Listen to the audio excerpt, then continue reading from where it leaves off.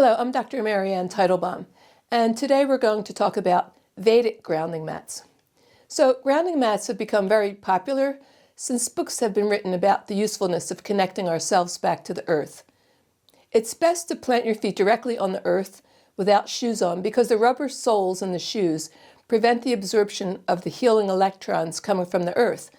And this is why we feel so much better when we're outdoors all day with our feet and body touching the earth. But in the winter months, it's more difficult to get outside and ground ourselves. So grounding mats have come into existence. You plug them into an electrical outlet, and they're designed to connect your body to the earth's electrical ground, not to the electricity itself.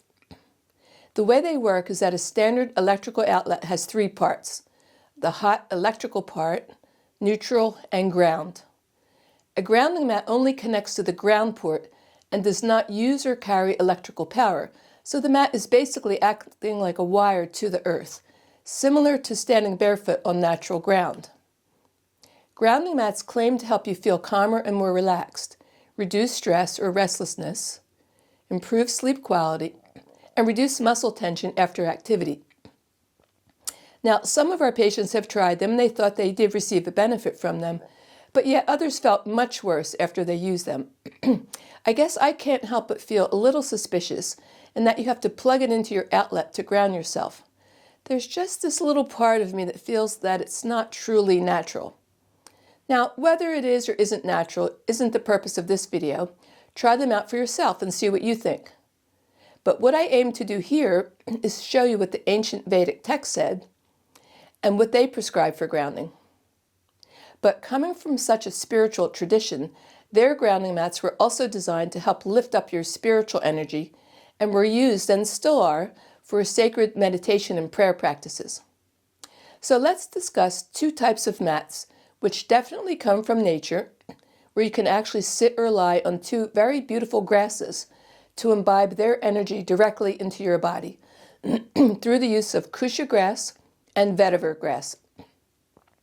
Now, kusha grass is considered very sacred and highly revered in Ayurveda.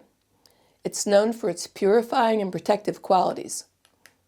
It not only purifies your energy to help you develop, maintain and retain your spiritual energy and inner peace, but it also protects you from bad energy, which even includes the negative effects of electromagnetic energy, which we're all surrounded with nowadays.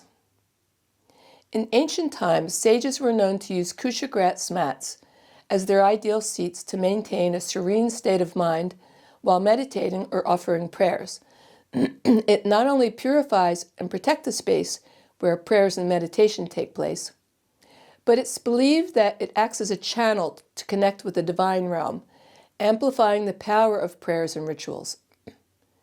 It has such good effects on enhancing focus, concentration, studies, and anything that requires strong memory, that there is a saying in India that, quote, their intellect is as sharp as the tip of a kusha blade, unquote. Sitting on a kusha mat balances the magnetic field, promoting better meditation and a deeper connection with the divine. These are ideal grounding mats, and they're the real thing. They are truly natural. And it's believed that this grass helps retain our energy during prayer or meditation from being discharged through our arms and legs and into the ground. So this is why we sit on it during our daily rituals. It prevents that. It can be used for prayer, meditation, for relaxation, or even for sleeping on it, for gentle stretching, yoga, forest bathing, for breath work and restorative movement. And it can be used both indoors and outdoors. Now, vetiver grass is also used to make mats, but it has slightly different uses, although it is also truly natural and truly grounding. The vetiver is used mainly for its cooling, aromatic, and grounding qualities. It gives a sense of calmness, grounding, and sensory balance, but it's not considered quite as sacred in the same way as kusha grass is. Vetiver mats are great for comfort and meditation, but not used as much for spiritual rituals. The natural earthy tones and grounding fragrance of the vetiver mats brings a sense of grounding and serenity to your daily practice, helping you to connect with nature and find inner peace. The kusha grass carries the calm of cooling and the earthy scent of fresh rain, Vetiver is used mainly for comfort, cooling, and grounding, while kusha is used for purity and rituals and deep meditative practice. The aroma from a kusha mat is neutral, whereas the vetiver mat has an earthy and fragrant aroma. And vetiver has a very high cooling effect, whereas kusha has a low cooling effect. The ancient Vedic scriptural text mentioned kusha grass extensively, but hardly mentioned vetiver in the same revered way. So it's up to you. You can research a typical grounding mat, which we would use here in the United States, and see if it helps you feel more grounded.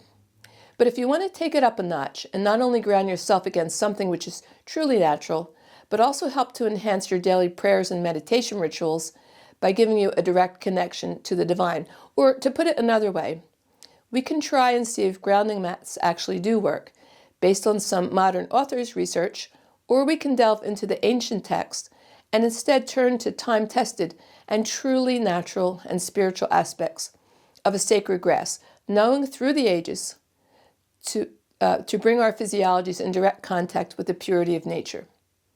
It's very easy to find these mats. Just Google vetiver or kusha mats, and several companies who sell them from India will pop up. And I think you'll love them as much as I do. Thank you.